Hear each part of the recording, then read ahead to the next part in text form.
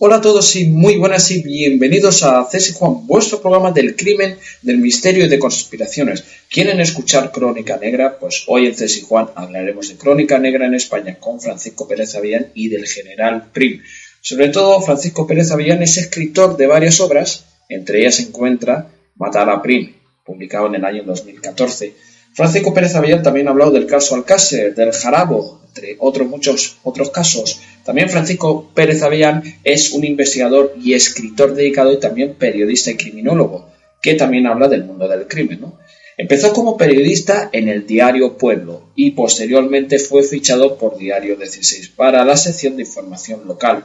Ha colaborado habitualmente con programas de televisión como Esta noche cruzamos el Mississippi, presentado por Pepe Navarro, entre otros muchos otros, como Crónicas Marcianas de Sarda, Día a Día de María Teresa Campos, etc. Y ha dirigido también el programa de Caso Abierto en Radio Nacional 1 y Las Claves del Crimen de Tribunal TV de vía digital. Bueno, pues antes de dar paso a la entrevista, vamos a insertar un corto narrado por Paco Granados llamado Mi Muñeco, un corto bastante interesante y ya podéis escuchar la entrevista.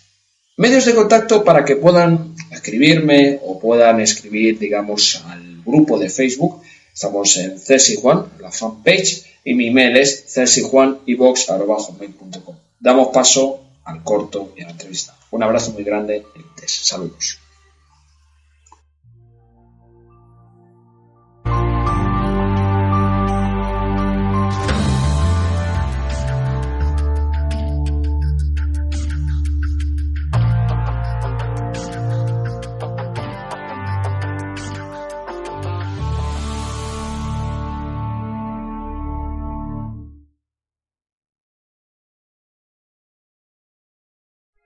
Juan y María salían de la cafetería donde todos los días solían desayunar, antes de comenzar su jornada de trabajo.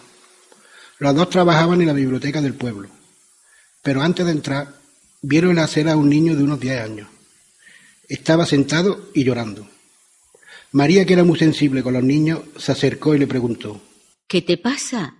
¿Por qué lloras, pequeño? El niño le respondió que unos niños más grandes le quitaron su muñeco y se lo tiraron al balcón de una casa, y se la señaló con el dedo. La casa era antigua, como si allí no viviera nadie. Juan y María decidieron ir y rescatarle al muñeco, a aquel niño pequeño, para que se le pasara aquel mal rato. Se dirigieron hacia la casa, que tenía un pequeño porche en la entrada. La hierba había crecido salvaje alrededor. La puerta era de madera, estaba con la pintura caída y la superficie arañada. Se dieron cuenta que la casa estaba abandonada desde hacía años. Se dirigieron hacia la puerta, que estaba entreabierta. Decidieron entrar, y justo cuando entraron, la puerta se cerró de golpe. Se miraron y decidieron seguir a por el muñeco. La casa por dentro estaba destrozada y vieja por el paso del tiempo, y los animales habían hecho de ella su hogar. Vieron gatos, pájaros y alguna que otra rata que escapaba de los gatos. Eso ya a María no le hacía mucha gracia. Las ratas le causaban un miedo terrible. Subieron la escalera hacia el balcón donde se encontraba el muñeco. Tenían que ir con cuidado. Los escalones eran de madera y estaban en mal estado. Juan intentó convencer a María para abandonar la casa, porque corrían el peligro de que aquellas escaleras se desplomaran. Pero ella quería seguir. Pobre niño, no lo vamos a dejar llorando. Continuaron y llegaron a la puerta de la habitación donde estaba el balcón con el muñeco. Estaba cerrada, pero Juan de un golpe la abrió y entraron. Cuando vieron aquella habitación se quedaron muy extrañados. Era como si allí no hubiera pasado el tiempo. Sus paredes estaban limpias y había muchos juguetes. Parecía la habitación de un niño. Juan se fijó en una foto que había en la mesita de noche. Era de un matrimonio con su hijo, o eso parecía. Se acercó a la foto y aquel niño era el que estaba en la calle llorando. Juan no se lo podía explicar. Aquella foto tendría unos 30 años de antigüedad.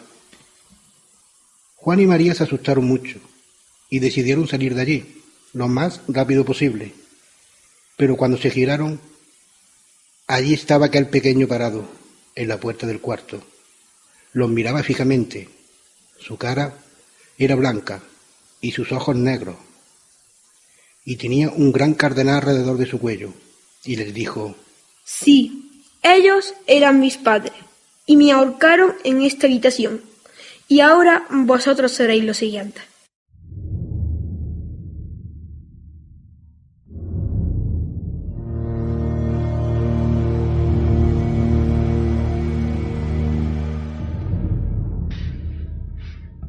Al día siguiente encontraron a María y Juan ahorcados en aquella casa. Aquel niño sigue buscando a alguien que le devuelva su muñeco.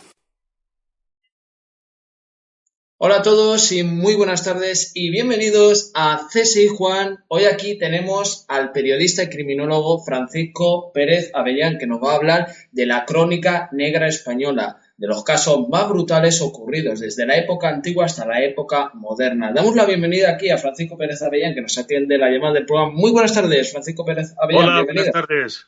¿Qué tal todos? Muy bien, bienvenido al programa. Es un placer tenerte aquí por primera vez aquí en este programa CSI Juan, a donde se habla de criminología, de misterios y conspiraciones. Y bueno, vamos a hablar de muchos temas, además que tú has investigado muchos casos, conoces muy bien lo que es la crónica negra, lo que se puede decir los casos oscuros, los casos sin resolver también. Y vamos a empezar por uno que tú conoces muy bien, que es el caso del general Juan Prim, que era presidente de gobierno, que fue asesinado el 27 de diciembre de 1870. ¿Cómo definirías tú el caso Prim? Para ti, Francisco, ¿qué es el caso Prim y qué marcó la historia negra de España, de la crónica negra? Pues es un caso que cambia por completo la historia de España, la transforma en otra cosa y además es muy importante porque es el primero de una serie de magnicidios que solo se han dado de esta manera en la historia de España. En ninguna otra historia del mundo podemos encontrar nada parecido. Uh-huh. Y realmente, ¿cuál es la versión real del caso? ¿Qué es realmente lo que ocurre para que liquidesen al general Juan Prim? Pues yo hablo desde la perspectiva de la única persona que ha ordenado hacer la autopsia efectiva del cadáver de Juan Prim, que tal y como cuando nosotros llegamos a examinarla, era una momia perfectamente conservada. Y digo esto porque después ha sido manipulada e invalidada para ningún otro trabajo posterior. Esto ante la pasividad absoluta de las autoridades. Tengo que decir que el examen de esta momia, del cuerpo, de lo que queda del general Juan Prim y Prat, nos ha permitido saber cómo murió. Es decir, la momia ha hablado. La momia ha hablado por sí sola. ¿Y cuáles son los resultados que dieron la autopsia, vamos a decir, de la momia, de Juan Prim, mejor dicho? Pues, en primer lugar, que las heridas que recibió Juan Prim en la calle del Turco, que fue tiroteado en ella con las armas de la época, que eran armas de avancarga, que se cargaban por delante y que le produjeron enormes destrozos, hicieron que Juan Prim perdiera la conciencia, quedara desmayado y empezara a desangrarse por una profunda y tremenda hemorragia, por todas las heridas, que nunca fueron curadas, tal y como la momia nos ha contado. Nunca fueron curadas por médico alguno, porque no se trataba de curarlo. Es decir, que todo lo que se ha escrito en los manuales de la historia de España sobre la muerte del general Prim debe ser reescrito, revisado. Hay que volver a escribir la historia de España respecto a este episodio gracias a nuestras averiguaciones. Uh-huh. ¿Y qué nos puedes decir del informe que avergüenza a todos los forenses españoles? Pues algo tremendo, ¿no? Que la Universidad Complutense tenga una escuela de medicina legal presidida por un individuo que se ha prestado a hacer un contrainforme con la única idea de llevarnos la contraria, valga la redundancia, y sin rigor científico, cometiendo errores de base como en el propio informe peritaje, para podernos decir que lo que hemos hecho no estaba bien, confundir, por ejemplo, el hueso hioides diciendo que era un cartílago, y que esto lo firman 6 presuntas eminencias de la medicina forense española. Una auténtica vergüenza. Uh-huh. ¿Y quiénes realmente ordenaron el asesinato de Juan Prim? Hombre, es que la momia acusa totalmente con su examen a las personas que han venido siendo enfocadas por la historia. Ha habido un grupo de historiadores, muy pocos elegidos, pero notables, que han ido siempre señalando con el dedo a una serie de personajes. En primer lugar, al duque de Montpensier, Antonio de Orleans, que era cuñado de la reina Isabel II. Este individuo, hijo del rey de Francia, puso el dinero para matar a Prim. Puso el dinero también para la Revolución Gloriosa de 1868, pero fundamentalmente, y lo que nos interesa aquí, es que él financió todo el enorme costo que supuso el asesinato de Prim, que es el más caro de la historia de todas las partes del mundo, es decir, no solo de España, sino en cualquier lugar donde miremos, nunca se ha contratado tal cantidad de sicarios ni se han preparado tantas trampas. Quizá el asesinato de Kennedy, pero ahí entran otros componentes que examinaremos en otro momento. Aquí lo importante es decir que Antonio de Orleans es el número uno y además está implicado de una forma irrefutable e incontrovertible. En segundo lugar está el general Serrano, que era en ese momento el regente, una persona que había tenido mucho poder, pero que Juan Prim la había, digamos, reducida a una especie de jaula de oro. Era el regente de España, pero no tenía ningún mando efectivo, no tenía poder, que era lo que echaba de menos. De hecho, en cuanto muere Prim, recupera la presidencia del Consejo de Ministros, que es lo que tenía Prim, y también la jefatura del ejército, que es lo que tenía Prim y lo que él ambicionaba, que había perdido. Por tanto, estos son motivos muy, muy serios y muy importantes para cometer un crimen. Pero lo que sin ninguna duda aporta a nuestra investigación y descubre el misterio histórico es el hecho de que el general Prim estaba siendo custodiado en el momento que muere por precisamente el regente, el general Serrano, Francisco Serrano y Domínguez, que llega a la casa de Prim cuando Prim está inválido, incapaz de ponerse de pie, de hablar, inconsciente en su lecho de dolor, y entonces es el encargado de protegerlo. Y entonces, por acción o por omisión, es decir, porque dio la orden de que fuera asesinado o porque lo permitió, el general Serrano es uno de los principales culpables del asesinato de Prim. Uh-huh. Y también se dice que el general Prim recibió advertencias de algunos de sus amigos de que le iba a ocurrir algo. Muchos, es verdad. Mucha gente le dijo al general Prim que iba a sufrir un atentado y él no quiso protegerse. El general Prim era un hombre muy valiente. De hecho, toda su carrera militar la hizo a veces luchando cuerpo a cuerpo con el enemigo. Durante las guerras carlistas, por ejemplo, dio muerte a más de uno de los cabecillas rebeldes en una lucha singular de cuerpo contra cuerpo, es decir, un cuerpo a cuerpo, algo que muy pocos militares suelen hacer de tan continuo como este hombre, ¿no? Que lo hacía en muchas ocasiones, y de esto hizo que en el campo de batalla llegara general muy joven. Creo recordar, ahora hablo de memoria, pero a los 29 años ya era general. Es decir, que hizo una carrera fulgurante debido a su valor personal, su estrategia, su capacidad, su inteligencia. En fin, eres un personaje absolutamente sensacional. Aunque fundamentalmente para mí lo que es Juan Prim y Prat es un gran estadista. Y esta faceta es poco conocida.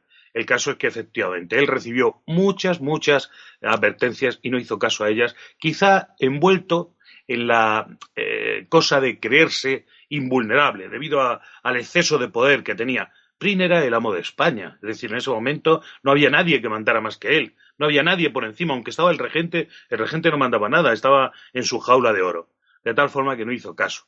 Y también la gente que estaba encargada de protegerlo, por ejemplo, el ministro del Interior, que era Praxedes Mateo Sagasta, con una vida política que está por estudiar en España. Es decir, que se han publicado muchas mentiras en la historia de España.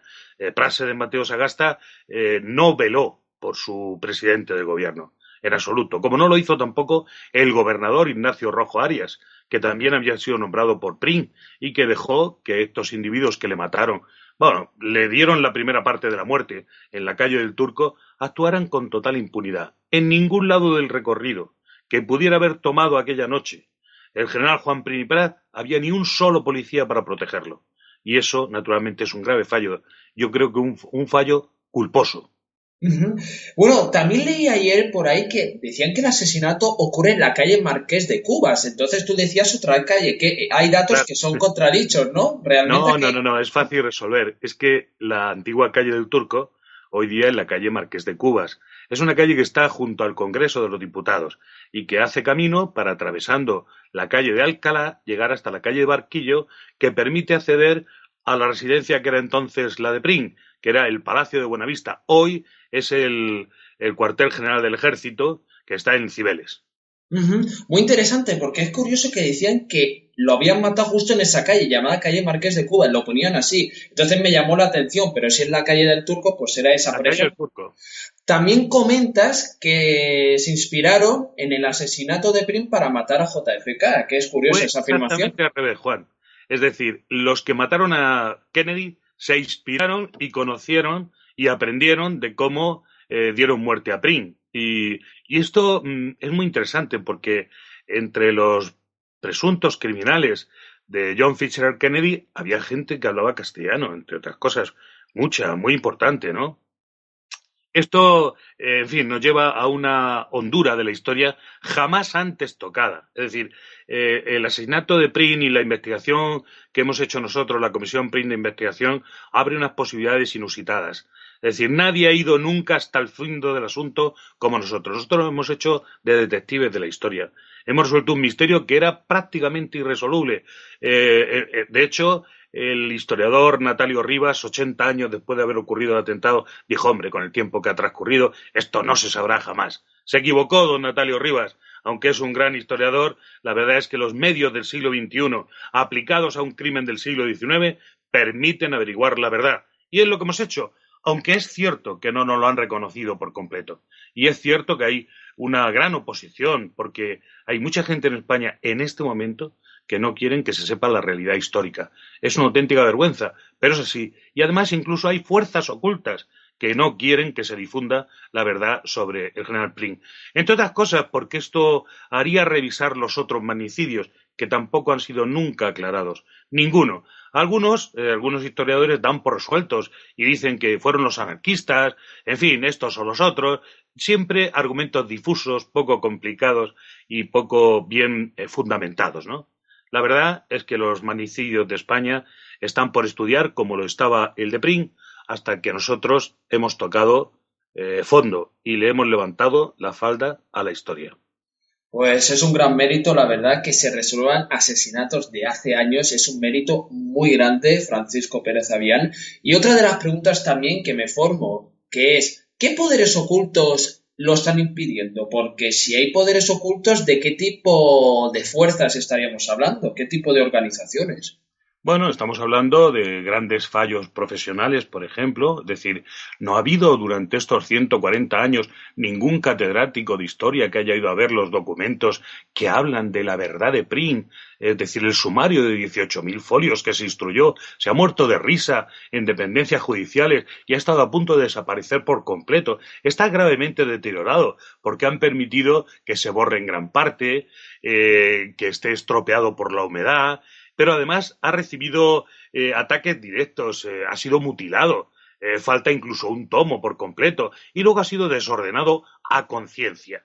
Es decir, que nadie pudiera orientarse en una especie de barajada o de baraja que han hecho con el sumario para que, por ejemplo, los primeros 800 folios aparezcan en el tomo 77 y todos los demás estén desordenados, de manera que escrito en un castellano del siglo XIX a mano es muy difícil de interpretar. Hay que tener mucha voluntad, como hemos hecho nosotros, para leer el sumario hoja por hoja. Porque Pedro Rius, que escribió un libro sobre el sumario, después de haberlo visto, en realidad lo que hace son sus pensamientos, reflexiones sobre el sumario, pero no es una obra científica sobre el sumario. De hecho, ninguna de sus páginas tiene una referencia directa a ninguna parte del sumario. Es decir, no quería Pedro Rius, siendo un hombre muy inteligente, un gran abogado y una persona muy respetada, que hubiera una reflexión directa sobre alguna parte de ese sumario, sino que él se limita a hacer una especie de estudio o, en fin, de archivo de la causa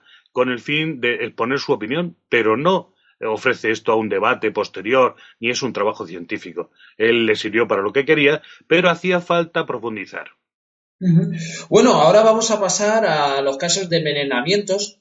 sobre todo el caso de Pilar Prades, la envenenadora de Valencia. ¿Qué nos puedes decir de este caso? Porque hay casos de la crónica negra que han sido muy fuertes, sobre todo la de Francisca Ballesteros, etcétera, etcétera, etcétera.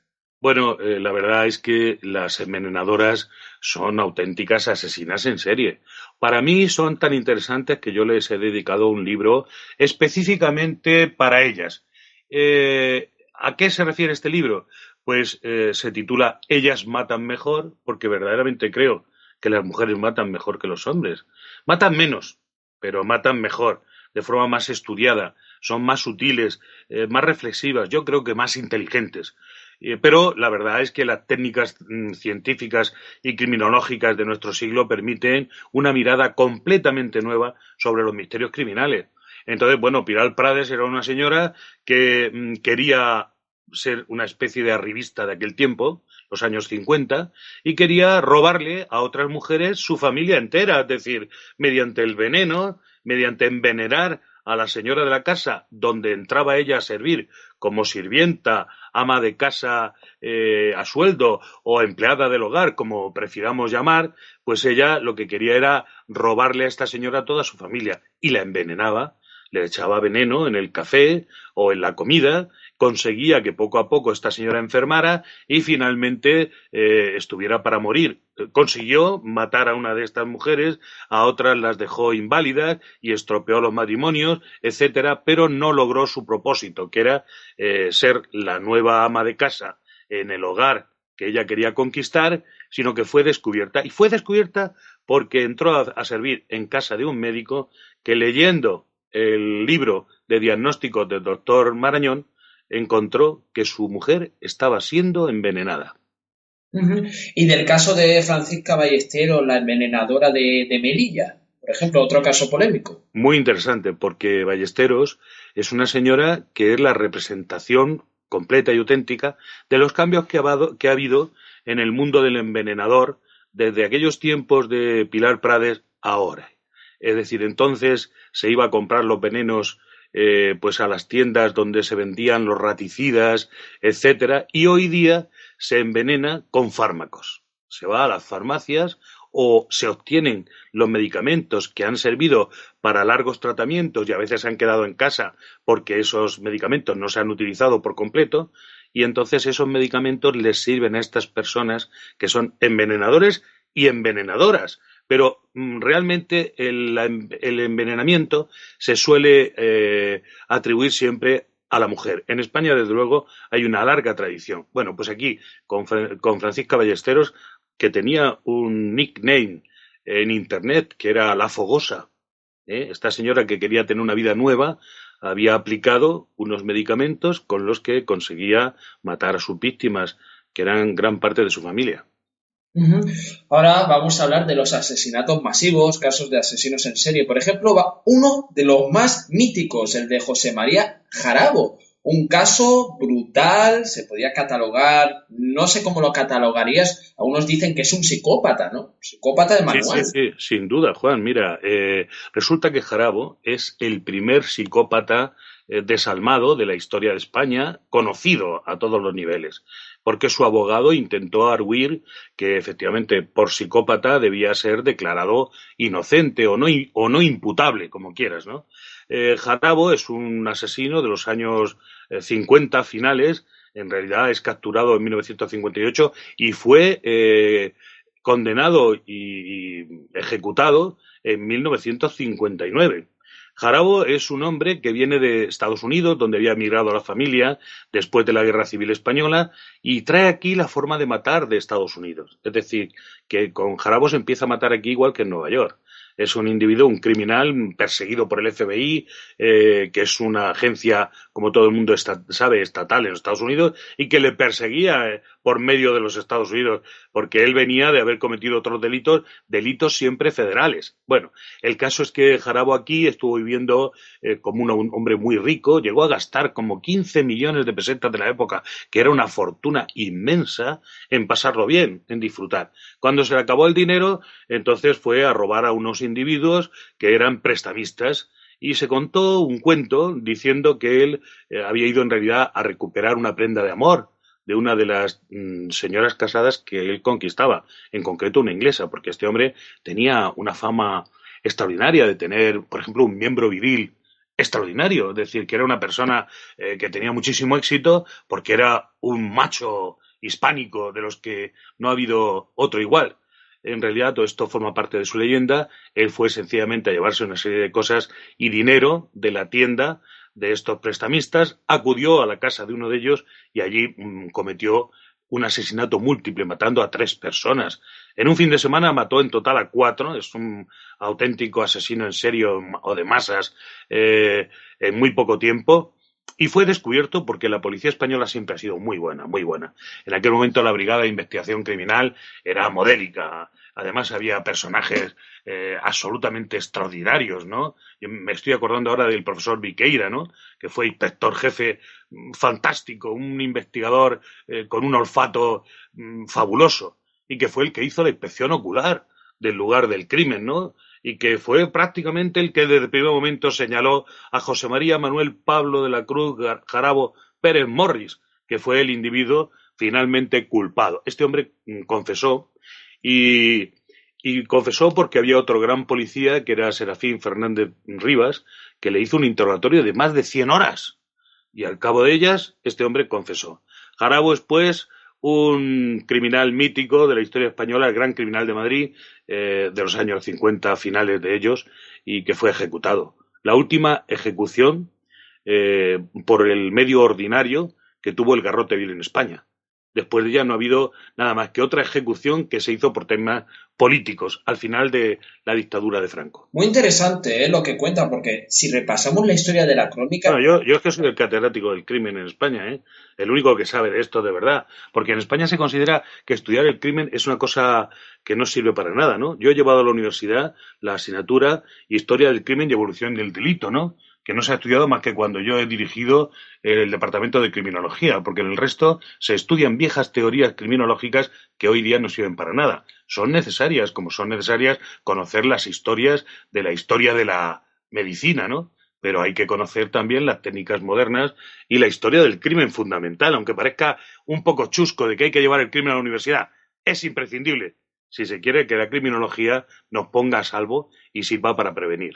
Claro, también, por ejemplo, la criminología cada vez va avanzando más y más y más, y las tecnologías, las tablets, van aplicando también sus técnicas forenses, porque ya poco a poco se va quitando ese modelo de ordenador, se está haciendo más con las nuevas tecnologías. Eso también ya lo comentaremos al final de la entrevista, muy interesante también. Por ejemplo, hay otro caso que también creo que ocurre en la época de los 60, que es el arropiero, ¿no? Manuel Delgado Villegas, que mata en Ibiza, según se sabe, también por Cádiz, hace un largo recorrido, también se dice que fue a Francia, no sé si es cierto, no sé qué datos tendrás de este caso, pero se sabe que él ha estado en el extranjero, presuntamente digo porque yo no tengo datos, no sé qué datos manejarás, Francisco, pero seguro tienes algunos datos importantes y sorprendentes. Mira, Juan, yo soy el biógrafo de Jarabo, porque tengo un libro publicado sobre Jarabo contando toda su historia, que se llama Jarabo / 1958, y tengo un libro sobre Manuel Delgado Villegas, el arropiero, en el que cuento que es el más importante o el que más veces mató de la historia del crimen española, el gran asesino en serie, ¿no? El arropiero es el hombre que iba por la calle y si alguien le miraba mal lo mataba, ¿eh? Se le han averiguado hasta 48 crímenes, pero él confesó muchos menos y fueron investigados mucho menos. En realidad solo se llegó a probar 7 asesinatos, ¿no? Con todo tipo de detalles, lujo, etcétera.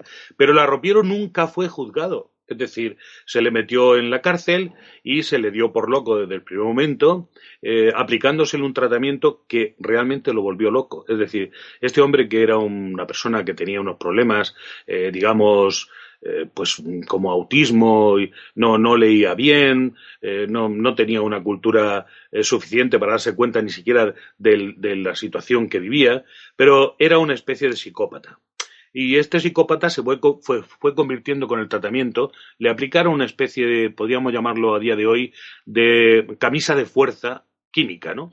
Es decir, que le fue degradando como persona hasta convertirlo en un loco de verdad, en un psicótico. Cuando un periodista importante de un periódico muy importante de Madrid fue a entrevistarle, le encontró con una barba muy larga, como si fuera Robinson Crusoe, ¿no?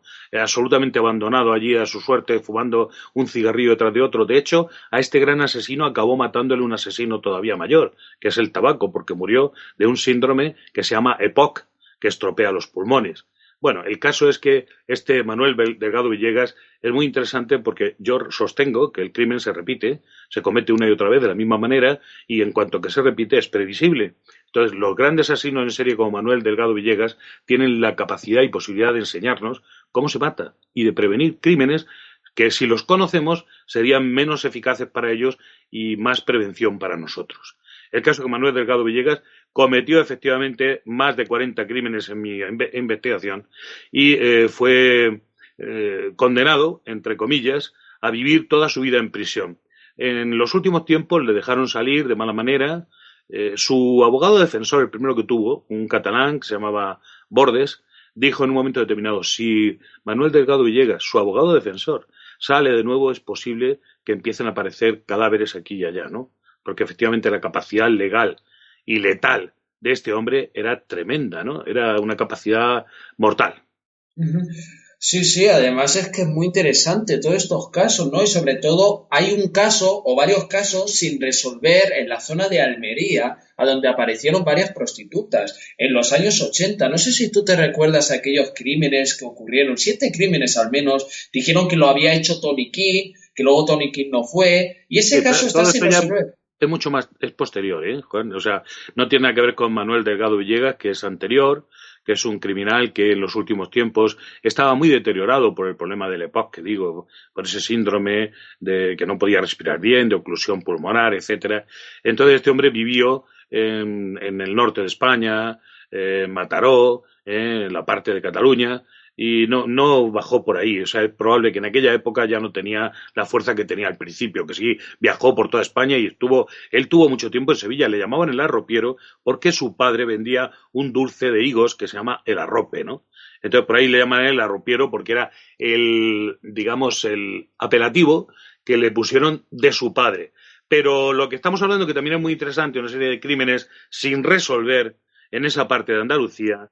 Hay una parte, en fin, aquí como un poco resumen de todo para tener una idea general, porque ir caso por caso sería muy, muy arduo y muy largo. Hay que decir que en España los crímenes se estudian por parte de la policía y de la investigación oficial, judicial, hasta que se encuentra un presunto responsable. Luego se le juzga, en fin, se acaba como acabe la justicia y se olvida, cuando lo que hay que hacer es estudiar a los presuntos criminales para saber por qué se cometen los crímenes y cuál es la reacción de una persona ante un hecho determinado, si realmente, por ejemplo, cosas tan interesantes como saber si todos somos en potencia capaces de cometer un crimen, ¿no? Es decir, según qué circunstancias cometeríamos un crimen, sí, no. Esto en España no se sabe porque no interesa. Y por lo tanto no vamos a la raíz del problema. Y por lo tanto siempre se seguirá, si seguimos como estamos, investigando los crímenes como cuando se mataba con lanza.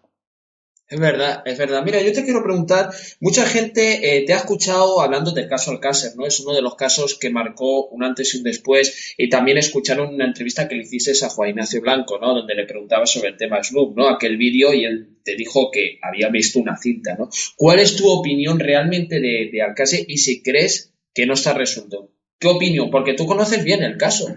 Lo conozco perfectamente, estuve todos los días del juicio, en todas las sesiones de mañana y tarde, que fue muy largo, estuve haciendo un trabajo para la televisión y viví prácticamente en Valencia para poder estar al tanto de todo lo que ocurría. Y fue un proceso extraordinario, interesantísimo, lleno de novedades, que no fue debidamente aprovechado porque recordemos que no hay muchos periodistas en España que tengan capacidad para penetrar en los usos, costumbres, procedimientos de la policía y de la justicia. A veces se hacen unas coberturas meramente superficiales. Aquello fue francamente interesante. Y de todo esto surgió un nuevo libro mío que se llama Alcácer 10 años después, Toda la verdad. Y en este Alcácer punto final, que se llamó así finalmente el libro, aparece con toda claridad una mano negra, es decir, que se detecta en el sumario precisamente. Ahí hay unas informaciones que van indicando que este hombre, Antonio Anglés, que nunca volvería a aparecer, que se ha hablado mucho de él, pero no se le ha encontrado nunca, ni nunca se le ha entrevistado para este caso de Alcácer. Todo lo que se sabe de él es lo que dijo otro que fue detenido, Miguel Ricay, y que realmente ha cumplido una larga condena por el asesinato de las niñas. Se dice que mató a las niñas con Antonio Anglés, pero Antonio Anglés nunca se ha probado lo que hizo ni cuál fue su papel. Es un auténtico misterio. Para mí, que está muerto desde el mismo momento en el que mataron a las niñas. En fin, toda esta historia yo la desarrollo en ese libro y se ve claramente en el examen que hago del sumario cómo alguien ha inventado, se ha tomado la molestia de dejar unas pistas falsas que hacen como que demostrar que este hombre, Antonio Anglés, se escapó de Valencia atravesando toda España por la cintura hasta desaparecer por Lisboa, donde supuestamente se embarca para ir a Irlanda. Esto no está aprobado en absoluto y las pruebas que se ofrecen en el sumario son totalmente burdas. Por ejemplo, se relata que para hacer este viaje, Antonio Anglés entra a robar un coche, una furgoneta, por ejemplo, y al entrar dentro del coche le dice al propietario: ¡alto! ¡Arriba las manos! ¡Que soy Antonio Anglés! De esta forma no se roba ningún coche nunca, porque no se dice quién es uno, salvo que tú quieras dejar claro y expreso que se le eche la culpa a Antonio Anglés. Luego Antonio Anglés roba varios coches. El primer coche lo coge y lo lleva a que le echen gasolina en una gasolinera. Un delincuente, y llevo 40 años estudiando el crimen, no le echa gasolina al coche que ha robado, roba otro coche, no se gasta el dinero en gasolina.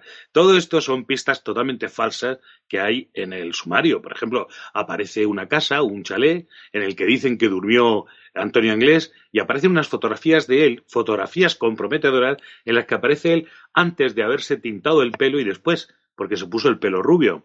Claro, además hay incluso unos papeles, en realidad unos pañuelos de papel manchados de sangre, que se dice que es la sangre de Antonio Anglés. Bueno, todo esto es naturalmente un montaje, un aparato para hacer como una especie de ruta de alguien que además, como digo, iba vestido, como dicen de él que se vestía, que era un mono de mecánico, que los delincuentes llaman buzo, ¿no? Un buzo y una gorra de béisbol calada, iba por ahí diciendo, atracando a la gente, diciendo: ¡alto, arriba las manos, que soy Antonio Anglés!, ¿no? En fin, para confundir. Pero una pregunta, la segunda autopsia que se hace a petición del padre se hallan 7 y 12 pelos de entre 7 y 12 personas. ¿Tu opinión cuál es sobre esa autopsia? ¿Cuál da más validez? ¿A la primera, a la oficial o la que pidió el padre? Hombre, la que hace el que pidió el padre es una autopsia de una persona que yo respeto muchísimo, de un catedrático de medicina legal de la Universidad de Sevilla, muy importante y que a mí me parece una persona clave en todas estas cosas. Pero tengo que decir que en nuestro país se da muy poco respeto a los trabajos científicos, a los debates técnicos, etcétera. Se va un poco al grueso del problema, ¿no? Y entonces yo creo que aquí fundamentalmente hay un gran iceberg, es decir, se ve solo la punta de lo que pasó y hay una parte muy oculta, muy importante, porque cuando ocurre el caso Alcácer, que es el rapto de unas chicas para pasarlo bien un fin de semana, una serie de individuos, se abren dos posibilidades. Una, que fuera un hecho por encargo, y otra, que aquellos delincuentes que supuestamente las mataron lo hicieran esa vez para ellos solos, para pasarlos ellos bien. En mi opinión, hasta donde yo sé, creo que lo que hicieron fue servir a otros. Y que como los otros se pasaron verdaderamente en cuanto a la diversión, porque las niñas estaban golpeadas con una especie de maza, que era una camiseta, rellena de piedras, hecha con ella, como digo, una especie de maza con la que se le golpearon todos los huesos de su cuerpo, ¿no? Una cosa terrorífica que significa, pues en fin, una crueldad tremenda, ¿no? Quizá bajo el influjo de alguna sustancia, droga o lo que sea. Y finalmente fueron rematadas con un tiro en la cabeza, con un disparo de una pistola que había sido robada a un policía, que tenía, al parecer, 5 balas, una para cada una de las 3 niñas, otra que quedó en la tumba y que fue encontrada, y la última, en mi opinión y según donde yo he podido llegar, para la cabeza de Antonio Anglés. Muy interesante esa conclusión. Es raro que en Valencia hayan 100 crímenes sin resolver y más, entre ellos Macastre, antes de Alcácer en 1989, otro caso que queda en la crónica negra y que han habido muy pocos detalles. ¿Cuál es tu opinión de este caso en concreto, Yo creo de que lo has dicho Macastre? tú muy bien, Juan, lo has sintetizado al principio de la pregunta, y es cuando dices que en efecto allí sucedían cosas tremendas y que Alcácer es una cosa detrás de la cual hubo un antes y un después. ¿Por qué? Pues porque en esta zona del Levante con frecuencia desaparecían niños, niños que muchas veces son capturados, pagados con droga o pagados con dinero en algunos casos, y algunas veces aparecían muertos. Es verdad que nunca habían aparecido 3 muertes de pronto, no habían desaparecido de la misma manera en la que lo hicieron los niños del Alcácer. Y sobre todo, no había personas tan valientes, tenaces y capaces como Fernando García, y con la unión de nuestro amigo Juan Ignacio Blanco, que fueron destrozados por este caso, que se volvieron locos con este caso, que, que han sido injustamente tratados en este caso, en mi opinión, porque lo dieron todo, ellos lo dieron todo, y lo dieron de verdad entregando por completo su vida. Es decir, la vida les cambió por completo y han sido destrozados por ello, porque, como bien sabes, acabaron un proceso en el que se les condenó a cárcel, ¿no? A un criminólogo y a un padre de una persona que yo personalmente tengo que reconocer aquí y confesar que si me hubiera pasado algo parecido, yo no habría sido capaz de actuar como Fernando García. Probablemente me habría vuelto mucho más loco que él. Quiero decir, me habría enajenado, habría sentido esa enajenación instantánea y pasajera, si quieres, pero que me hubiera incapacitado. Porque el dolor que tuvo que sufrir Fernando con la pérdida de su hija y la manera en la que le mataron es algo que no se puede superar, sencillamente no se puede superar. Necesitas ayuda psíquica, psicológica y social, de todo tipo. Que acabe siendo condenado por la justicia significa que la justicia española no está en lo que hay que estar. No está tocando el camino de la calle de las personas normales y corrientes como tú y como yo. Efectivamente, tú lo has dicho, me quedo con esa opinión y bueno, vamos a continuar hablando de esa época, 1975, el crimen de los Galindos. Tú has hablado de este caso, muy interesante. Yo me acuerdo cuando tenía 13 o 14 años que miré algunos artículos, incluso te nombré en un blog que yo tenía y que sigo teniendo, y me llamó mucho este caso porque hablando con Juan Rada, que también fue director del semanario El Caso, pues me contó, ¿no?, que había muchas contradicciones en esta versión oficial de los Galindos. ¿Tú también crees lo mismo, Francisco? Que hubo muchas contradicciones en el caso. ¿Qué realmente es lo que pasó en los Galindos? Yo ¿Está resuelto o queda no resuelto? vuelvo a Perdón. decirte una cosa muy importante, porque en España, como sabes, tenemos 72 universidades como prisiones, tantas como prisiones. Y están saliendo de estas universidades, de gran parte de ellas, criminólogos que no son contratados por el gobierno, ni por los centros oficiales, ni las comunidades autónomas, ni los ayuntamientos, cuando el futuro es la criminología. Entonces los crímenes no se estudian para aprender de ellos, ni para prevenirlos, ni para luchar contra el crimen de forma eficaz. Se hace una, digamos, lucha contra el crimen absolutamente pragmática, ¿no? Lo que se va improvisando cada vez.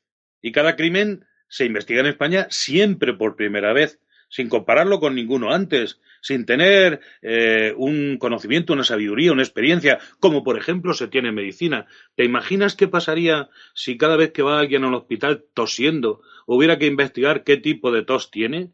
Y no hay los registros que hay ahora de que se sabe si estás tosiendo de una manera que es una gripe o es una neumonía o una pulmonía. Pues eso es la historia del crimen en nuestro país. El absoluto desprecio del conocimiento, de la ciencia. Los peritajes que se hacen forenses son a veces muy malos y no son denunciados por el juez, que debería meter en la cárcel a personas que hacen fraude con alguno de estos peritajes. Los hacen de tal forma que hacen daño, porque no olvidemos nunca que en un juicio la gente se juega su vida y su libertad. Se juega todo y hay que tener muchísimo respeto a esto. Y la justicia debe ser justa. Esto es lo que tenemos que pedir. Entonces, claro, en el año 1975 estábamos todavía en una dictadura. Y a mí me tocó cubrir ese suceso ocurrido en Sevilla, ¿no? En Paradas, Sevilla. Bueno, fue muy interesante. A la hora de la siesta hubo un asesinato terrible, masivo, a manos de unas personas todavía hoy desconocidas, Pero se difundieron una serie de teorías completamente falsas y que no tenían ninguna razón de ser.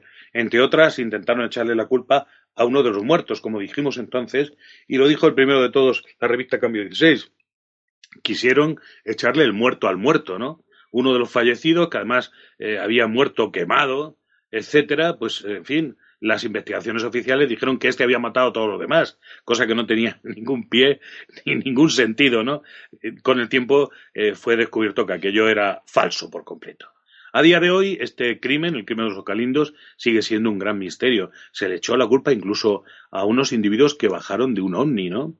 Es decir, el desconocimiento es tan grande, tan tremendo, la falta de conocimiento indagatorio, investigador, es tan grande que en España no se encuentra la gente que desaparece. No sé si sabes que hay miles de desaparecidos, Claro, lo los que sé. no se les halla porque no hay un conocimiento y una voluntad política, sobre todo. Yo antes de nada quiero aclarar que creo que la policía española es la mejor del mundo. Y lo digo de verdad, la gente de a pie, los que vigilan en la calle, los que investigan, se entregan y por muy poco dinero se juegan la vida. Son auténticos héroes. Otra cosa es los que mandan a la policía. Otra cosa es los políticos que en distintas épocas, son los que responsables de que esa arma extraordinaria que tenemos de investigación y de prevención, que es la Policía Española, la Policía y la Guardia Civil, que es un cuerpo extraordinario, respetado en todo el mundo, sean eficaces. Se debe muchas veces a la presión política. Y no hay voluntad política, Juan, de resolver el Claro. tema. Por ejemplo, sería interesante investigar con una brigada específica los grandes temas sin investigar. Por ejemplo, Claro. vamos a averiguar los Galindos. Nosotros hemos resuelto el crimen de Pring. ¿Por qué no se puede resolver el crimen de los Galindos? Claro que sí. A mí me dijo el doctor Frontela, que tú hace un momento me preguntabas sobre él, catedrático de Medicina Legal de Sevilla, sobre el tema de las niñas de Alcácer, que le faltaron 3.000 euros, 500.000 pesetas de la época, para poder decir quiénes eran los autores de la muerte ocurrida, de las muertes ocurridas en el cortijo de los Galindos de Paradas, ¿no? El crimen de los Galindos. Bueno, pues esa falta de dinero, de medios, esa falta de atención política impide no solo que sepamos los misterios criminales, sino que podamos impedir el crimen, porque no se estudia y no hay voluntad política para proteger mejor a los españoles. Claro, y también la gente que desaparece cada día. ¿A dónde están? ¿A dónde terminan al final? ¿Tráfico de niños, trata de blancas o la gente de dinero que también se dedican a hacer sus perversiones, sobre todo en las zonas de Valencia, de Levante?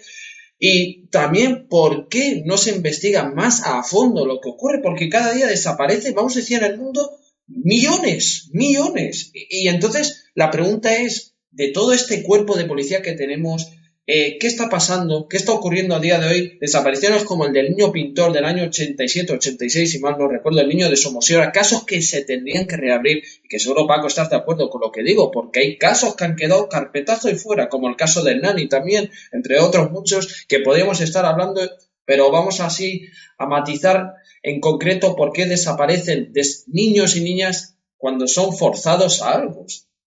Bueno, vuelvo a repetir, es incongruente, es decir, falta, como digo, una voluntad política. La policía no tiene la culpa de que esto no se llegue hasta el final. No existen unidades preparadas para hacer ese tipo de trabajo, digamos, más cuidadoso, ¿no? De revisar la historia, porque incluso la sociedad española no entiende muy bien para qué serviría eso. Durante la investigación que hicimos de Pring, alguna gente incapaz, analfabeta, incapaz de enterarse de las cosas, decía, ¿y por qué gastáis dinero en saber una cosa de la historia? Pues mire, porque el que no conoce su historia está condenado a repetirla. Y en el caso de las desapariciones, como no se encuentra a nadie en España, pues estamos condenados a que esto sea una especie de lotería fatal, que en España la gente desaparece y se hace humo, y no vuelve a aparecer jamás. Y podríamos hacer una lista aquí larguísima de gente a la que no se ha encontrado y se sigue sin buscar. Es verdad que la policía tiene todos estos casos ahí esperando y nunca cierra un caso, y que tiene memoria de elefante, es cierto. Me vuelvo a referir a los políticos, que son los verdaderos responsables, los que tienen que dotar de dinero, los que tienen que empujar la formación policial hasta los límites. Yo pregunté una vez a un político de estos, responsables de la política criminal del gobierno, que por qué no había una brigada específica que fuera a indagar en los casos de desaparecidos en España, que son tantos y se van acumulando cada año más casos desaparecidos. Últimamente desapareció una chica ahí en Mallorca, ¿no? Chica que desde el primer momento yo vi que se solaparía con otras cosas y no se resolvería. Desgraciadamente hasta ahora tengo razón. A mí me gustaría que encontrara a la niña y que la apareciera absolutamente viva y en perfecto estado, ¿eh? Ojalá. Pero no parece que la experiencia nos pueda dar muchas esperanzas. Bueno, la respuesta de aquel político fue que es que los policías que se dedican a investigar desaparecidos hacen una tarea muy frustrante y que entonces quitaron en ese momento la brigada de desaparecidos para que no se frustraran los agentes. Esto es la respuesta de un político idiota, que cree que estas cosas se las puede uno tragar. Yo no creo que nadie en el pueblo español sea. Pero como esto está en combinación con muchos centros oficiales, medios de comunicación oficiales, que no cuentan la verdad de las cosas, que es el problema que tenemos, ¿no? Es decir, que hay muchos medios que están sufragados por una política que les hace dependientes. No son medios informativos independientes y no cuentan la verdad.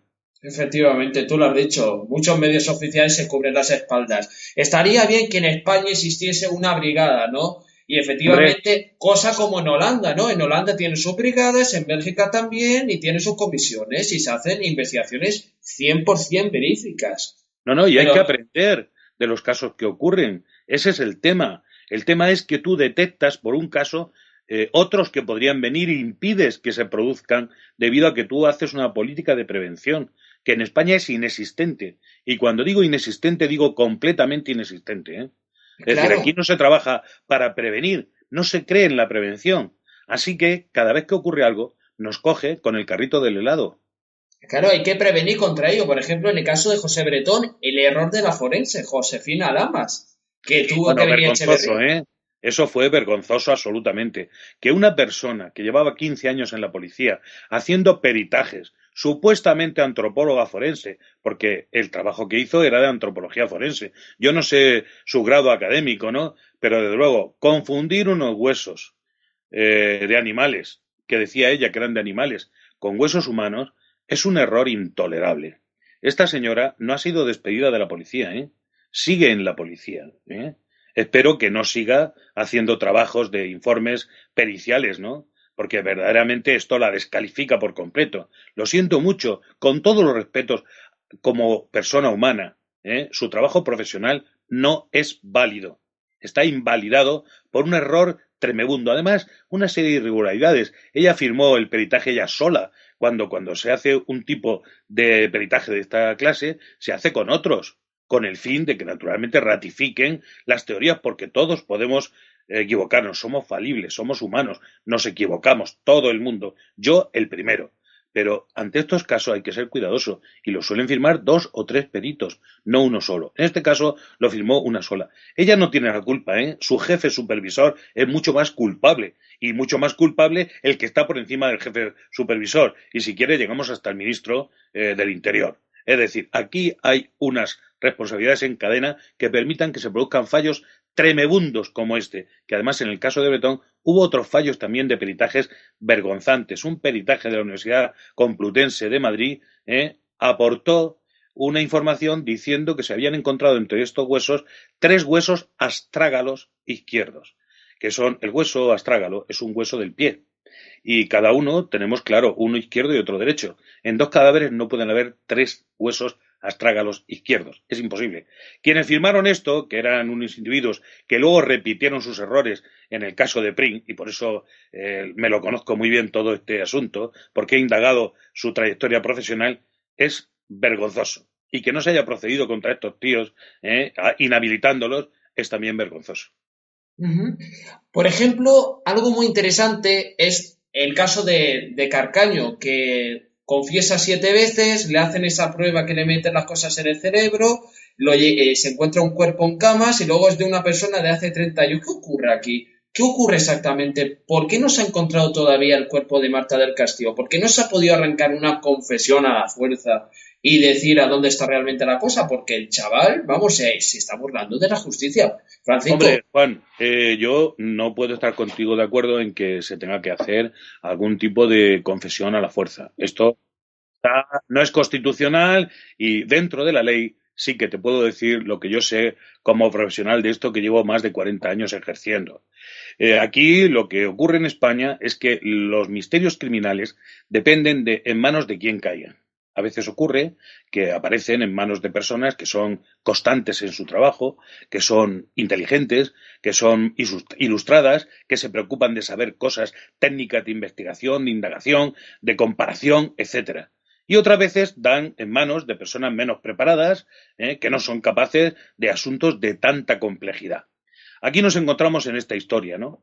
Que una y otra vez se ha investigado a una persona, se han hecho interrogatorios, etcétera, y se ha creído en sus palabras, cuando hoy día hay técnicas de interrogatorio que te indican claramente cuando alguien está mintiendo. Por tanto, si alguien te dice que el cadáver de una niña, como en el caso de Marta del Castillo, lo han arrojado al río Guadalquivir, tú sabes si está mintiendo o no, antes de gastar, pues no sé si fueron 300.000 euros en dragar el río Guadalquivir y no encontrar absolutamente nada. Y luego te dice, cambiando la declaración, que había tirado el cadáver en un basurero y entonces también removieron toneladas de basura. En fin, cosas que no son científicas, que están superadas en la actualidad y que nuestros políticos no se preocupan que nuestras fuerzas de orden estén preparadas, que haya una gradación en las investigaciones y que los mejores investigadores formen parte de lo que decíamos hace un momento, una brigada especializada en casos difíciles, que no tiene por qué acertar en todos los casos ni resolver todos los casos, porque eso es imposible, Juan. Pero tampoco podemos aceptar ni debemos aceptar que haya una tasa, digamos el 25%, de grandes crímenes que no se pueden resolver, porque en todos los países es mentira. Hay países donde no tienen esa tasa y países en los que varía. Claro, no se puede resolver todos los crímenes, desgraciadamente, como decimos, somos falibles, pero se puede resolver mucho más de los que se resuelven en España. Ese es el problema. El caso de Marta del Castillo no se ha encontrado el cadáver es porque no hay una preparación para ello y no ayuda nada a la legislación. Por ejemplo, no se puede forzar a un individuo a declarar, es verdad, pero la legislación sí podría tener algún medio por el cual se pudiera llegar a un acuerdo con el delincuente, para que el delincuente te diga dónde está el cadáver de esta niña y con esto tranquiliza a la familia. Hay que preguntarse, en la sociedad democrática en la que vivimos, ¿es mejor que una familia descanse todo el horror, todo el miedo, todo el sufrimiento que ha tenido? ¿O mejor que haya un delincuente que esté 40 años en la cárcel? Para mí sería mejor llegar a un acuerdo con el cual de que la familia descansara, encontrara, recuperara el cadáver de su hija. Ujú. Pero sí, en eso llevas razón. Por ejemplo, bueno, yo decía lo de la confesión a la fuerza, mucha gente lo ha pedido porque se extrañan que 7 versiones y no se saque de ahí nada, ¿me entiendes? Por eso lo comentaba, que muchos prefieren eso. Sí, Yo pero no estoy a favor. Yo no estoy a... clarísima, la Constitución es clarísima, hay que respetar los Claro. derechos fundamentales de las personas. Ya no se puede hacer un tercer grado a los delincuentes, pero todo eso hay que suplirlo, porque además el tercer grado, Juan, es importante saber que no es efectivo, ¿eh? En el caso del crimen de Cuenca, por ejemplo, se torturó a unos presuntos autores hasta el punto de que confesaron un crimen que no habían cometido, ¿eh? Entonces, cuidado con esto, porque claro, si tú a una persona la fuerzas, la sometes al dolor, incluso, quiero decir, en un caso exagerado, ¿no? Que es impensable en la España de la democracia y en la España de la Constitución. Pero bueno, para poner un ejemplo que todo el mundo nos entienda, no. Pero eso se suple con el conocimiento, con la ciencia, con el estudio, con la dedicación, con la profesionalidad. Y eso no está ocurriendo en España. Y es necesario. Así es, estoy de acuerdo contigo, comparto esa opinión, la verdad, y además que eres un gran profesional, además que te dedicas desde hace muchos años a divulgar todos estos Más de temas, 40. más de 40, muchísimos años, y además que has pasado por los grandes crímenes de la historia, ¿no? El del Surquijo, otro caso que creo que a Rafi Escobedo le hicieron forzada esa interrogación para que confesese. Para mí no fue Rafi Escobedo, ahí hubo más de un autor porque muere muy en extrañas circunstancias en la cárcel y creo que se lo liquidaron. Es una opinión solo. No sé cuál será tu opinión ya para entrar en fase final de esta entrevista. Pues mira, Juan, yo es que a Rafi Escobedo le entrevisté en exclusiva y fue el primero que le encontró en su casa, acababa de ducharse, olía a gel de bebé, ¿no? Bueno, o sea, decir que yo te digo todos estos detalles para que sepas que era la primera vez que él se sometía a una entrevista periodística, que luego hizo montones de entrevistas periodísticas, declaraciones, vendió declaraciones, en fin, hizo de todo, ¿no? Escobedo estaba en el crimen, ¿eh? Escobedo estaba en el crimen. Y Escobedo, en mi opinión, mató al marqués de Urquijo. Le disparó mientras dormía. Él mismo lo confiesa en un libro que se llama Con un crimen al hombro, de un gran amigo suyo, Matías Antolín, con el que celebraba una especie de vis a vis en el interior de las cárceles, ¿eh? Matías Antolín fue el que heredó todos los papeles que tenía Escobedo en la cárcel. Yo fui con Matías Antolín a la cárcel del Dueso a recoger todos esos papeles, el legado de Rafael Escobedo cuando murió. Quiero decir que estoy muy bien enterado de todo lo que había, lo que tenía, el conocimiento, etcétera. Pero tú tienes razón en una cosa muy importante, y es que no fue el único, y que hubo una serie de gente muy importante en este crimen que no apareció, que no fue hallada. Estamos otra vez en el mismo problema, ¿no? El caso Urquijo se resolvió gracias a un gran policía, que es José Romero Tamaral, que no estaba encargado oficialmente de la investigación, sino que estaba estudiando Derecho en la Universidad Complutense. Este gran policía investigador, con un olfato como no ha habido otro en 50 años en toda la policía española, por lo menos de los que yo haya conocido, este gran investigador se dedicó en sus ratos libres a hacer la investigación y fue el único que consiguió que se detuviera al que luego fue culpado y que se supiera todo lo que se supo del caso Urquijo. Y tengo que añadir que él supo mucho más allá de lo que pudo descubrirse por fallos que no pueden atribuírsele a él. Uh-huh. Y ya por último, Francisco Pérez Avellán, ¿por qué se quiso echar la culpa a la marquesa, a la que es marquesa de Urquijo, es decir, a la hija de los marqueses y al hijo? ¿Qué pasó? Porque fueron acusados, ¿no? Se hicieron herederos, tal como se dice, después del crimen. Bueno, porque eran los herederos, pero yo creo que todas las acusaciones que en su día, es verdad, tiene razón, hubo de una forma nada oficial contra los hijos de los marqueses, están totalmente invalidadas, en el sentido de que no pudo mantenerse en ningún momento. No hay ningún indicio o prueba que haya sido ratificada ante ningún tribunal, de ninguna manera. Es decir, que todo lo que se ha hablado hasta ahora han sido sospechas que se fueron difuminando con el tiempo porque no se han confirmado. Entonces, a día de hoy, a mí no me parece adecuado que digamos que hay ningún rastro de duda sobre lo que ocurrió. Es decir, para poder decir si una persona es o no culpable, habría que abrir una investigación y con datos fehacientes, si señala hacia algún sospechoso que no sean los juzgados, porque apareció Rafael Escobedo y apareció luego un compañero suyo que también fue imputado al mismo nivel, con los mismos cargos y con la misma pena, lo que pasa es que huyó de la justicia. Y se libró de ser juzgado. En fin, quiero decir que lo que se resolvió y que estuvo sobre el papel es una cosa, y las habladurías de la gente y las sospechas y todo esto son cosas que nosotros no podemos darle curso. Para mí, los hijos de los marqueses de Urquijo son completamente inocentes. ¿Por qué? Porque a día de hoy no hay nada que pueda ensuciar ni su memoria, ni su nombre, ni su actividad. Si alguien quiere decir lo contrario, tendrá que probarlo, como es en todas las cosas democráticas, indubio, pro reo, y además no solo eso, sino que es que siempre en España hay que demostrar la culpabilidad, nunca la inocencia. La inocencia se da por supuesto.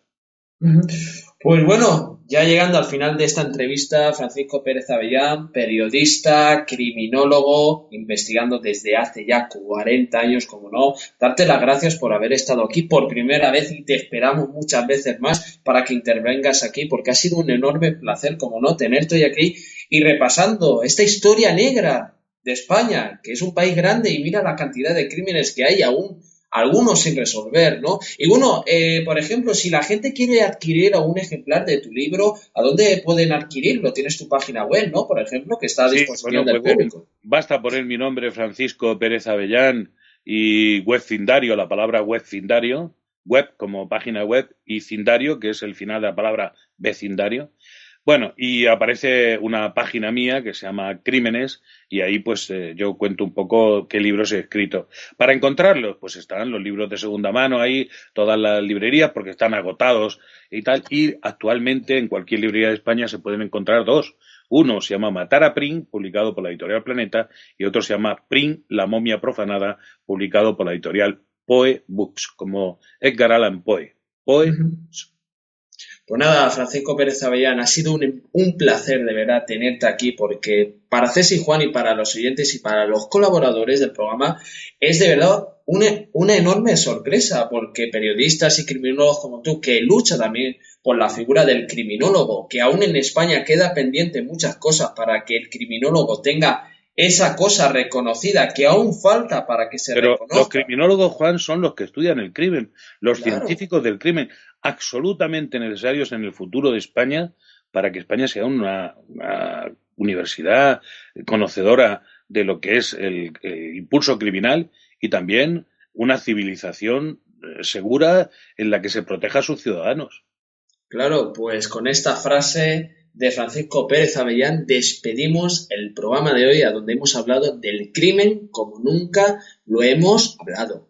Y bueno, oyentes de Ceci Juan, les damos muchas gracias por haber sintonizado este programa y continuamos a la emisión. Un abrazo muy grande para todos los oyentes. Continuamos divulgando la criminología, los misterios, las conspiraciones. Un abrazo muy fuerte. Hasta la próxima.